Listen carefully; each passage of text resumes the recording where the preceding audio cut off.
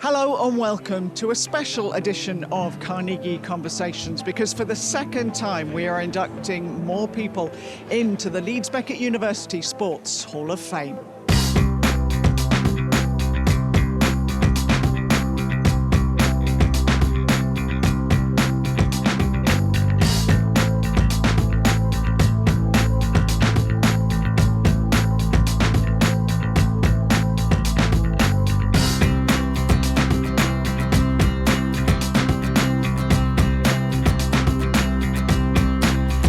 So Kevin, what's it like being back here at Leeds Beckett, a member of the Hall of Fame now? What do you remember about doing your degrees? A lot of fun. We had a good time here. My first one, my undergrad, was started off, I think there were 5 of us. Then a couple more jumped on because they thought it was a good idea, but very quickly dropped back off. We had some really good afternoons sat in the cafe bar, so we'd come up after training knowing we had a lecture that afternoon, and we'd grab some lunch here, and it was really good for us connecting away from rugby and having something different to talk about. But I love my time here. It was tough, like, because it was a juggle, and we just, you know, when I started, we didn't have a family, but within 12 months, sort of Jack were born, and so you're juggling playing, family, and trying to do a degree, but everybody was great here, so welcoming, wanted to help, kind, and we met a lot of friends. It was funny because there was 5 of us, yeah, we were in different lectures with lots of different students because we didn't follow a typical routine. We were just moving around a fair bit trying to make our subjects work, and that's where I first met Ben Jones, you know, in that first year. So. But it was great. It was good fun. But like I said, it was a juggle, and we all had our, especially around exam and assignment time, we all had our little roles. Who'd go and find the past papers, who'd get them printed, who'd do the photocopying. It was good because we divvied certain things out between us, and it made it a bit easier. But it was a challenge. Did you go into it thinking, at some point my rugby league career is going to end, I'm going to need to do something else? Or actually, did you want something else to be doing other than just rugby? No, I went in trying to get ready. Trying to get ready for retirement. Even, you know, at the time, I didn't want the hindrance. I just wanted to focus on playing. But I knew if I just kept kicking it down the road, that what happens when I've got, you know, if you end up with a big family in late 20s, early 30s, as I found out later on, it's a lot more difficult to juggle. So I went in at 23, I'd done my A-levels, finished them, decided to have a couple of years break where I could focus completely on the rugby. And, you know, like most lads who were playing, that means afternoons of PlayStation and Xbox, and you end up wasting time and killing time, I suppose, in some ways. When I came back to study, I never thought this is really good for me to run alongside my playing career. It was, by the way, but it weren't the reason I came back. So what helped you with your playing career that you were learning? There were certain modules that just took my mind completely away from it. So I remember that first year we did nutrition, we did psychology, we did biomechanics, and I were interested in all 3 of them. I'd done physics and maths and PE A-levels, so I had an understanding of where I was heading and what we were studying. So I really enjoyed that side of it. There were bits I took out of it, but I reckon, you know, the conversation between the 5 of us was on a different level to what a typical group of rugby lads would have. And it was only when we came here, it weren't around the dressing room, it was when we came here and we were in the cafe, and we chat about all sorts of different things, and it was good for us. And a glutton for punishment, because you did a Masters as well. Yeah, I got to 32 and probably realised my degree was a bit outdated.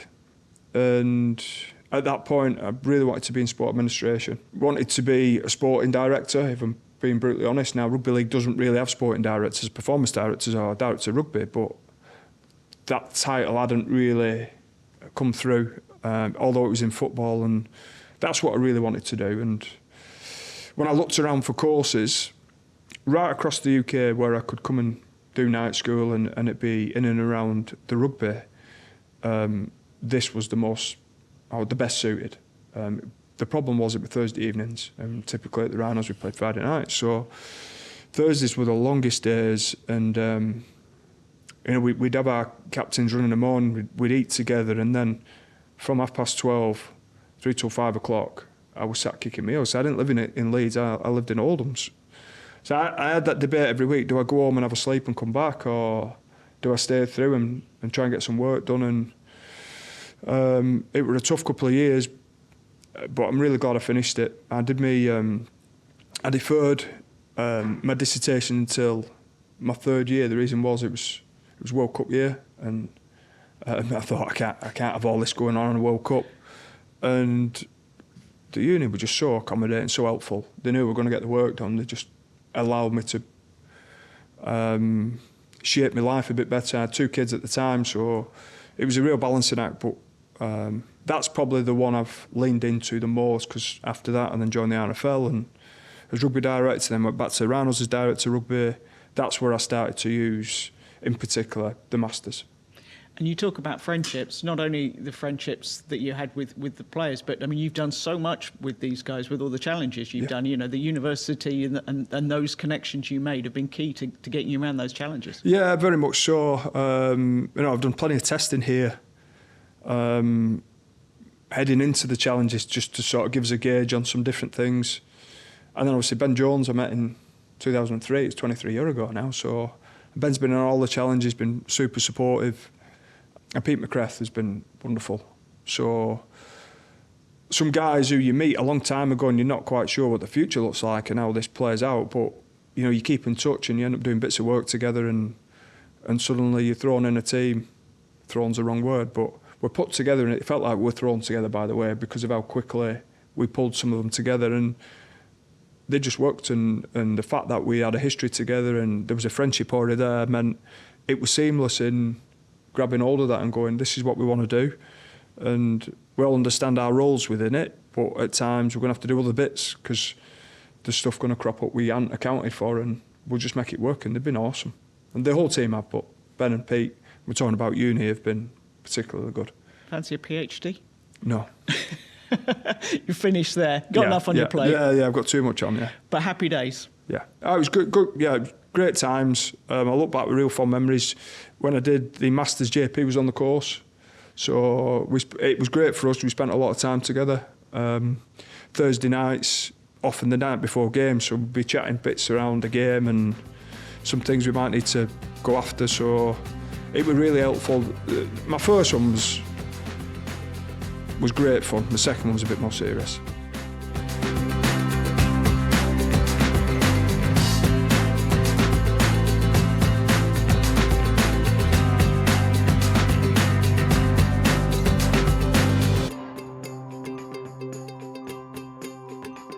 Well, joining us now, we've got Alex Bell, who graduated with a BA Hons in Human Geography back in 2014. And in this S&C suite that we now have, when you first started coming up here, this wouldn't have existed, would it, Alex? Nope, and gym for me certainly did not exist as well.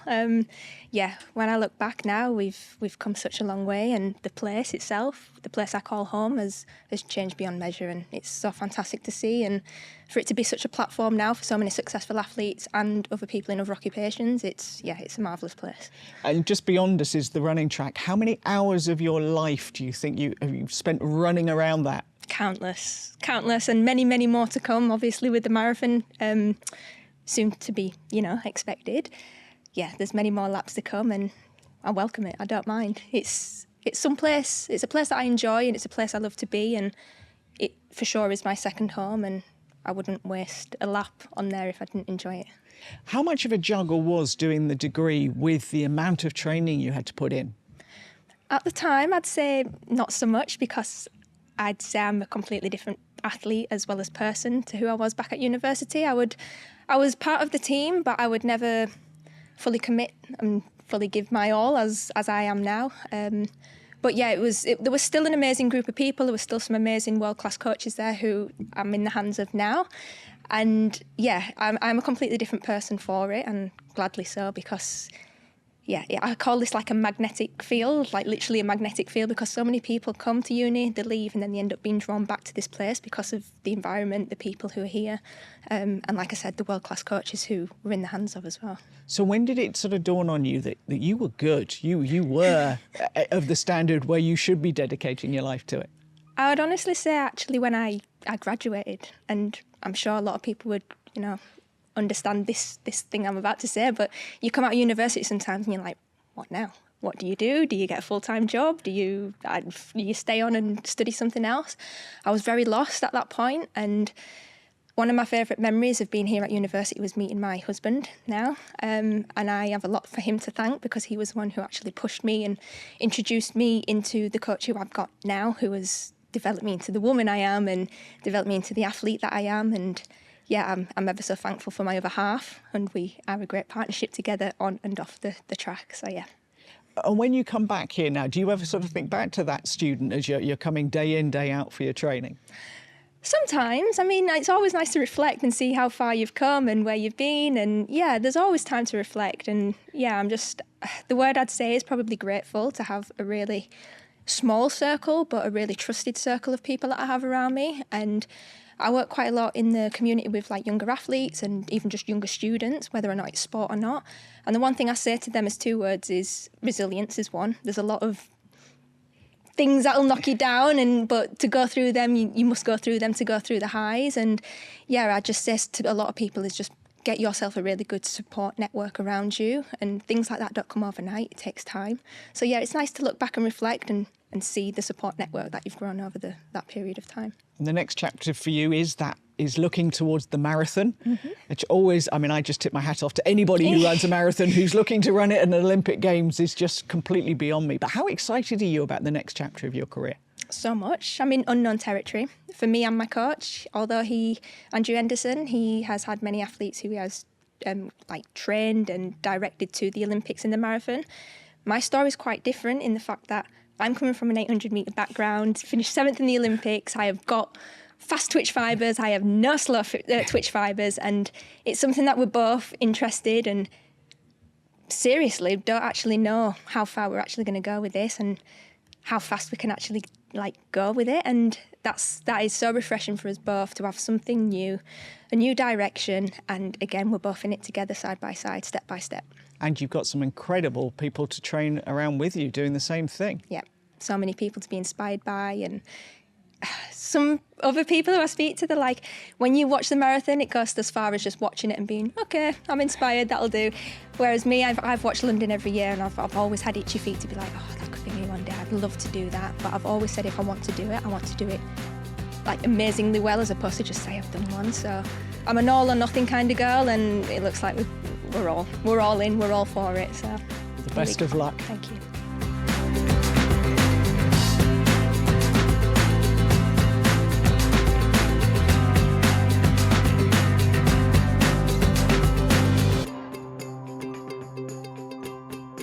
Well, our next alumni is Stuart Lancaster, who did 2 degrees here. First Human Movement Studies and then a PGCE in Physical Education. I wonder, you were a PE teacher when you started out alongside playing and all of the rest of it. How do you look back on your time as a student?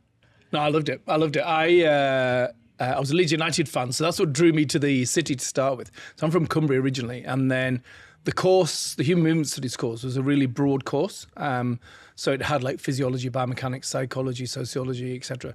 So it had all the theoretical elements of sport, and then it had all the practical elements. So we actually physically did athletics, dance, gymnastics, games, swimming, whatever. And then that was the first year. And then you had to narrow down and select which ones you were the most interested in. I ended up picking physiology and biomechanics and games, funnily enough, and athletics. And so that led to my degree completion in 91, and then did the PGC in 92. But remember, I was playing rugby at the time, but rugby was amateur. The game didn't go professional till 1995. So played here for the university, played for Wakefield initially, then went to Headingley. Headingley merged with Roundhay, formed Leeds. Lived on Escort Avenue, met my wife here, and I'm currently organising our 35-year reunion for September this year. And you've never left Leeds, despite the fact you've coached around the world. We set off about 10 minutes ago to get here, and people have probably driven all over the country to come to this event, and we still live in Wheatwood. Even though currently you're working in Connaught. When you look back, though, at what you learnt on that degree, how useful has that been, in particularly in the coaching? I think the broadness of the degree was really useful. So it gave you a lot of the sport science and the physiology, if you like, of sport, and then the PGC then led on the ability to teach what you'd learnt to pupils. You know what I mean? So it taught you how to teach. And I had some brilliant lectures during the degree, but also particularly the PGC. So, but like Malcolm Butterworth was a huge influence on me. He taught me how to teach, really. Merv Beck was another very good lecturer. Anyway, then I went on teaching practice to Ossett High School and Earls Heaton High School in '92, which was a challenge, Earls Heaton in particular. And then I actually didn't get a teaching job straight away. My first teaching job was in Morecambe at Heysham High School. So I had to travel backwards and forwards to play rugby. And then the first real teaching job was at Kelthorpe High School in Wakefield. And yeah, being taught how to communicate, how to motivate, how to get the best out of people, how to differentiate your lesson plans, and then to do that Monday to Friday, 5 days, 5 lessons a day, 5 days a week. Over the course of 8 years, you just develop a huge amount of experience, which means that when you actually go and leave teaching into coaching, you've probably done the 10,000 hours. The 10,000 hour rule, you've probably done the 10,000 hours by the time you're 30. And that's how it was for me. So 30, became the academy manager at Leeds, took over as head coach at 35, and then through a sequence of events was coach in England 5 years later. Is it, as much as anything, that communication piece that you can have brilliant ideas, you can have it, but if you can't communicate that to the players and teach them it, Yeah, I think it's the communication. It's the ability to create meaningful, motivational sessions that really develop them and get the best out of them, particularly in a team sport like rugby. Like, I've always believed in playing the game within training, and a lot of my teaching was, whether it's a badminton lesson, a hockey lesson, a football lesson, you'd always play the game and teach within the game. So I think I had some very good support. I was also mentored by Kevin Bowering, Brian Ashton, Bill Bezic. So during that post-teaching career, post-degree career into my coaching career, I had a hell of a lot of support from really, really good mentors as well. Do you think it's something as sport has got more and more professionalised, rugby union's gone professional, football's been there a long time, that actually that education piece is sometimes getting lost?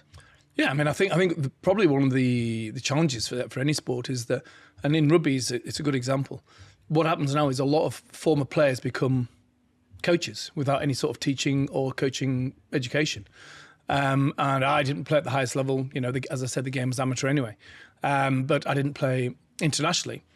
But I did have the 10,000 hours of teaching. So the ability to communicate, to inspire, motivate, hold a room, create, motivational sessions that improve performance. That stands a lot. It stands a lot, to your ability to deal with players at the highest level. And I sometimes think, because as the game went professional and teams now lean back into, he was a player, therefore he can become a coach. I'm not sure that's always the case. So I'm very grateful for the journey I took, to become a coach rather than just being a player who became a coach. Seems a very, very long time ago, and you've had such incredible success, but it's lovely to hear that this was very much the foundation of what you've gone on to do. Yeah, for sure. Absolutely. I loved my time in Leeds. I loved the degree. The friends I have from the course are still our best friends now. And we were like super busy. Like, we had Monday to Friday. We didn't have lectures all the time. And my dissertation was actually on an ACL injury and a guy called Andy Towner, and it was a biomechanical analysis of his and psychological analysis of his rehabilitation. So it was just so broad, But then as you mature, as you get through your 20s, you begin to really narrow down to what's your passion. My passion really is helping individuals get better and building great teams. And I think that, I'm 56 now, so, but I still work with 25-year-olds, so I still feel the same age as I did then, even though I'm maybe not the same age.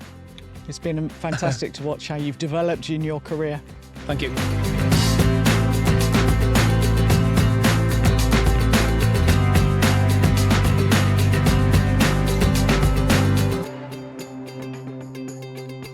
Well, next up we have Ali Jawad, who in 2020 graduated with a BA Hons in Sport and Exercise. And Ali, was it here that you found powerlifting, or did you come to Leeds as a powerlifter? So I came to Leeds as a powerlifter. So I'd competed in the Beijing Paralympic Games. Then after that, British weightlifting actually moved the HQ to here. So I thought it'd be, it made sense to come and, be in Leeds. When you look around at this gym, this strength and conditioning suite, a little better than you had? Oh, this is amazing. Yeah, this is really good. Obviously, I really loved where we were and just the rawness of it. But this is world class. I'll be very, very lucky if we had this 10 years ago. So what was it like to be part of that programme at that time? Exciting, because it became quite professional in Leeds. It laid down the foundations actually to the future generations of what the programme is now. And I think with the team set up and the practitioners that I work with, they produced a level where it's been replicated ever since. So I think Leeds was the foundation of what we achieved in the future. So we're quite lucky here. Did you have to come to do a degree, or was that a choice that you made that you wanted to get a degree as well as join the programme? We were encouraged to get a degree, only because they felt that a distraction would be quite good. But also, you want your social skills to increase, and what perfect place than here. So did you enjoy doing the degree? Was that something that you welcomed? Oh, I loved it. The fact that I could distract myself from training when it came to lectures, and actually doing topics that I really enjoyed, because I'm sports crazy. So for me, the sports science degree was up my street. So the competition, I mean, watching you compete, to say you were a fearsome competitor is an understatement. You absolutely loved it, didn't you? Oh yeah. For me, I love the energy from the crowd. I'm someone that needs that to perform, and I think I kind of developed it here in training. So as I said before, like Rocky Fridays, we'd get the soundtrack on full blast, and it would annoy so many people in the gym, but eventually they understood. So I actually developed that here. So it was great. So that was your mini competition stage, was it? Yeah, so every Friday we kind of replicate what competition would look like, and the basis of how I competed actually started from Leeds. So replicating that every week helped me compete at the highest level, actually. So when was it that you were diagnosed with Crohn's disease? So the night before I competed at the Beijing Paralympic Games, I got very sick. I lost 3 kilos overnight. My symptoms were very weird. And even though I still competed, something was very wrong. So flew back. It took them nine months to diagnose. And then, 2009, I got diagnosed with Crohn's, and my whole world pretty much changed after that. So how did you think about quitting? Did that ever come into your mind? Oh, I remember the consultation at the time when I got diagnosed.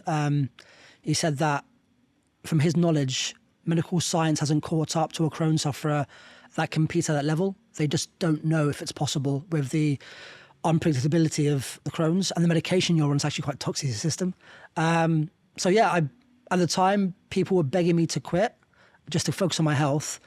And I thought actually, I can't,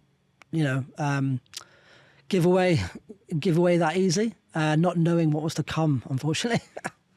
It was a battle. I mean, and some, wasn't it? It was, I think, I don't know whether many people would do that to themselves to try and attempt a medal with Crohn's. What we had to go through I became a guinea pig, and eventually we did learn the patterns and what different medications did and how Crohn's affected me, but it felt that Crohn's was always going to try and deny me a shot at the Paralympic Games and a medal, and we had to really work really hard as a team to try and pull it off. It was we lost so many battles, but I guess we won the war eventually because we hung in there. And were you conscious of laying a platform for other Crohn's sufferers who came after you, or was it just your own battle? At the time, you don't really think about other people. And I think for me, it was more like, how much can I learn to try and counter it? But what happened was, because we learned so much from me, and the elite sporting system is very well connected, people with Crohn's that were competing at the highest level wanted to find out how I pulled it off. So all that knowledge was given to other sports. And for me, for example, Fran Brown in triathlon, she won a medal. and she's got Crohn's. The fact that I could share that knowledge to her was amazing. So for me, yeah, we left a legacy that was never really thought about. Yeah, not one you'd have wanted necessarily to leave, but one heck of a legacy you have left.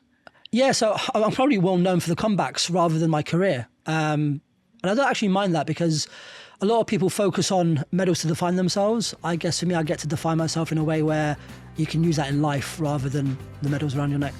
You certainly can. It's been quite some journey. It has been a great journey.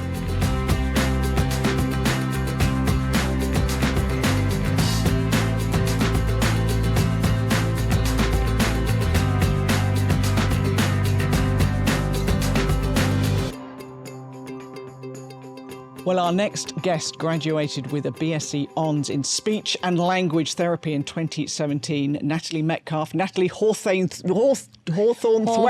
I always struggled with that back in the day. You and I first met when you were playing for the Yorkshire Jets here at the university while you were also a student. I mean, what a time that was for you. Yeah, I absolutely loved my time at Yorkshire Jets. Like, I actually first started when it was officially Leeds Carnegie, the netball team, and then it turned into Yorkshire Jets. So feels like it takes me back to think about those days. But yeah, balancing the sports and academic was challenging, but I loved everything about being at Leeds. So how did you manage that juggle? I think communication with my tutors was massive. My tutors on the speech therapy course, Tracy Day, was just honestly incredible. I would not have graduated without her support and her understanding with helping me work through what my calendar looked like in terms of netball and academics. You just have to be super organised. I definitely found it challenging at times, and at netball at that point it was called INTCs, and we would train like before lectures started, so days were very long. But you make it work. It's what I wanted to do. I was really passionate about doing the degree, and I wanted to keep progressing in my netball game. So I think in the netball world, it's just what we do. How netball has changed in your career. I mean, it's now a professional sport. You can make a living out of it, and it gets big viewing figures and big crowds. Yeah, I think for netball to go professional is amazing. It's what the sport needed. It's what we all wanted. So I think it's definitely still on a journey. I think it's like professional, but there's still lots of more steps for us to go and see the game keep growing. But for us to be playing in big arenas, to be able to have it now as a career, I think for youngsters watching up, growing the game, that is so important. We want people to be watching netball, coming to view the game, participating in the sport. So yeah, it's definitely an exciting era to be part of. And one of the things that really propelled it to the forefront was you winning Commonwealth gold. Talk me through that. Yeah, in 2018, I think to be part of that team, I was honestly so honoured and grateful. Playing for England is something I've always dreamed of. Going to Commonwealth Games was like on the list of things that I've wanted to achieve. So to be part of that team and named in that squad for me was massive. I grew up watching those girls play and love playing alongside them. So in 2018, going out to the Gold Coast and then winning gold in the way we did, I think like last second goal from Helen Housby and last second goal from Jawad in the semi-final. I think that it was a real journey, and it wasn't just about those games. It was the 5-week build-up before it. Just if I could ever bottle up a time period that I'd love to relive, it would be that. So yeah, it was amazing to be part of that squad and really see the country just unite and get behind us and celebrate the game of netball. It was incredible, and off the back of it, we saw participation numbers rise, loads of people talking about the sport. So it was so exciting, and I love it thinking back to it. I mean, it was the fastest participation growth of any sport, wasn't it, at the time, for a few years? Yeah, absolutely. And I think that's amazing for us to have experienced it and witnessed. I remember coming back, flying back in, and there were people at the airport waiting and celebrating us, and I was like, what's going on? I've never experienced this before. So I think the fact that people were talking about netball and looking up on the website, England Netball website, walking netball, back to netball, people getting back into the game, it was massive for us as sports people to as netballers to see and witness, and we want that for the team and we want that for the country. So it was incredible to be part of that. You're still very much playing at the highest level, but you're also a mum now. I mean, that's another juggling act for you. Those student days and time allocation helping you out. Yeah, I will never complain about having to get up before 8 a.m. ever again. I don't think I knew what tired was before balancing like motherhood and sports, and like at times it has been super challenging, but I've got an incredible support network around me. My husband Josh, who I met at university here, I'm massively like grateful and fortunate that he like just picks up and packs up the family and comes to us with us to all our games, and Miller is just the best thing since sliced bread. Like, she's just incredible, and she's taught me so much about perspective, about myself. It was a real journey. It was really hard to get back into the sport and get back to that elite level, but I was so determined to do it. I wanted nothing more than to get back out there. Like, when I was pregnant, I really missed playing netball, so for me to be able to be back out there and now see Miller in the stands clapping and flailing her arms around, it's really exciting. And again, being a role model that you know, girls who want to go on to be professional athletes in whatever their sport, you can have children and come back to the very top. And that's an important message, isn't it? Absolutely. I think it, like previous generations, we might, like even me, and when I first started playing, we didn't know if, a lot of times people might say you have a baby and that's the end of your career, and I think we're changing that narrative, and the support in place to help mums get back into the game, it is incredible, and I think it should be there. We need that for mums. We want to be able to show future mums, current mums, ladies who are pregnant and want to get back into the game, that you can be a mummy and get yourself back to whatever level of netball you want to do. So I think it's an important message for the future, and I think I've been like massively supported at England Netball and my club team at Manchester, just to get back onto that court and do what I absolutely love doing.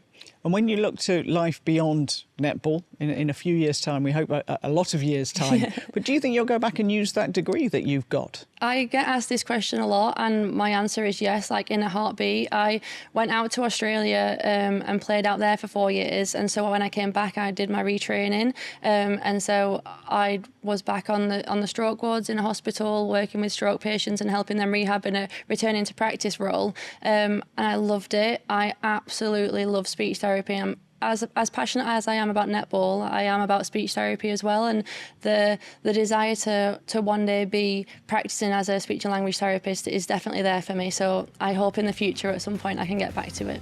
I'm sure you will. You're a pretty determined character. What you set your mind to, you tend to achieve.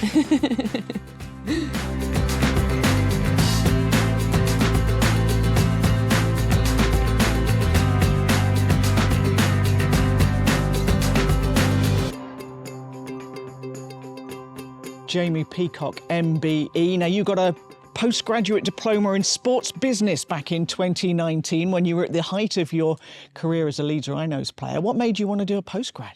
Well, what happened was I got injured 2011. I ruptured my ACL, and at the time, I was coming towards the back end of my career, and I thought I need to get some things in place for when my career actually finishes here, doing things at the last minute. And I always had a bit of an entrepreneurial kind of background and mindset. I had a couple of little businesses running, but I did have an eye on going into administration, so I wanted to get some academic knowledge with that. And it was an eye-opener for me. I left school at 16. Back then, when you left 16, so jump from being a 16-year-old into higher level education, the first 2-3 months was difficult, and it was a challenge balancing, family life, being a professional rugby player, and also trying to study as well with it. But it's a challenge I enjoyed, and also I enjoyed what I learned as well. It's been really useful. You say, I mean, that is a jump to have not even done A-levels degree and all of that, to go straight to that level. That must have been the first few times. Did imposter syndrome creep in just a little slightly. bit? I was thinking, what's this Harvard references system that everyone's talking about? But yeah, I mean, I'm a quick learner and I'm adaptable, so I kind of got to grips, and I saw my my marking increase throughout the programme as I got to grips with that style of education and what was required from me. And quite a few Rhinos players around that time were doing degrees, weren't they? Was that good that there was a few of you doing stuff? Yeah, it was great. I mean, in our class, we had Kev was doing the same degree as myself, and Phil Daly, who was the head of media as well. So the three of us together really enjoyed, I think, working together and helping each other out on the programme. And it's also good to have somebody going through the same experience as yourself as well, I think, because you can talk about things you enjoy doing. You can have a bit of a whinge with each other as well with it along the way. And was it nice to have a distraction from the sport? Because it can, I guess, at times be all-consuming. Yeah, I'm always been a big believer that your level of performances on the field are increased when you have positive distractions away from the sport. It can't be all-consuming, or you can burn out from it. So for me, I did enjoy the distraction that it brought, because it was positive and it was building towards my future as well. It was difficult with the timings. It meant all my days off are dedicated towards doing that, but that's the challenge I took on. So I did enjoy that side of it. And you've been in professional sport for a very long time, but was it an eye-opener to what it takes to run a club, a sports organisation? Yeah, it is an eye-opening to see how things are run and the level of detail goes into it, and all the theories behind things, and just I really enjoyed it. I enjoyed our projects that we worked on, and just doing analysis of Super League clubs. It was good fun, I thought, and it's good to see how we can make positive and probably negative differences in how you run and how you be an administrator at the time. And how did the other students react to you? Well, I think I was just talking earlier that it was very interesting, because myself, the mature students, me, Kevin and Phil, we were the ones who always had our work in on time, 3 days early. Everything else were all the full-time students were all last minute with it. So I used to think to myself, you might be learning the academic learning, but you've got quite a lot to learn about actual life itself and being organised and focused. Yeah, ever tell them? I might have shared it a couple of times, In your own inimitable style. Yeah, my own way of doing things with them, yeah. And you did go on into sports admin for a little bit, but you're now working in and around businesses. And is the degree useful for you in that environment? Yeah, in what I'm doing now, it is useful for me. It has been helpful, because I think it gives you that theory insight into business. I've got a lot of lived-in experience of what winning looks like, what leadership looks like, but not that academic theory behind it. And I think being able to have both of those allows me to develop good leadership programs, because I know what the academic theory and modelling looks like, but then I also have got the lived-in experience of doing it as well. And I think combining those two has been super helpful for me. I think you obviously don't know what you don't know, but the knowledge I learned on the programme has been super useful for me, really useful. And also nice to prove to yourself, having left at 16, that actually you were an academic kid as well. Yeah, it was. Yeah, it was good. And I think it set a good example for my kids as well. It's not only about being professional sport, you've got to be educated behind it as well, and education is important, and to be a lifelong learner is important too as well. So I think that hopefully influenced them as well. So it influenced your kids and maybe a few of the students around you as well? Yeah, hopefully both of them, yeah, in a positive way.